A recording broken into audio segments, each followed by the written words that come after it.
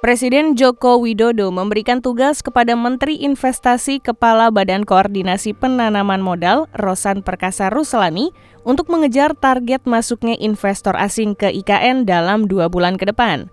Rosan menjelaskan bahwa menurut Jokowi, pengalamannya sebagai pengusaha diyakini bisa menggait investor untuk masuk ke ibu kota baru. Kalau dari investor asing kan pengalaman saya selama 25 tahun, apa sih yang bikin mereka tertarik? Itu adalah satu rule of law, that's the key, itu kuncinya. Kalau rule of law-nya jelas, mereka akan masuk, jadi kita juga harus responsif, kata Rosan pada wartawan di Kompleks Istana Kepresidenan pada Selasa 20 Agustus 2024.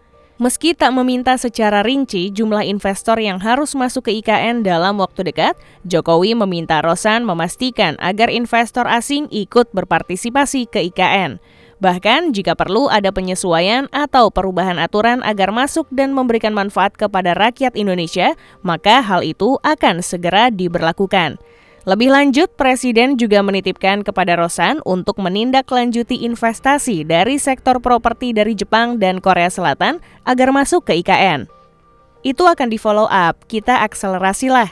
Utamanya izin dan permit yang belum mungkin terrealisasi, kalau sudah memenuhi persyaratan akan dikeluarkan. Saya tadi diberikan arahan agar investor asing mau partisipasi ke IKN, ucapnya. Terakhir, Jokowi juga meminta Rosan mengejar pembangunan financial center di IKN yang sebelumnya diinisiasi oleh Dubai International Financial Center. Adapun dalam RAPBN 2025, pemerintah hanya akan menggelontorkan dana untuk IKN hanya sebesar 4 triliun rupiah. Menteri Pekerjaan Umum dan Perumahan Rakyat, Basuki Hadimulyono, mengaku alokasi anggaran minim dari pemerintah pada masa transisi memang umum terjadi. Menurutnya, hal itu dilakukan dalam rangka memberikan ruang fiskal bagi pemimpin selanjutnya untuk merumuskan anggaran yang sesuai dengan program kerjanya.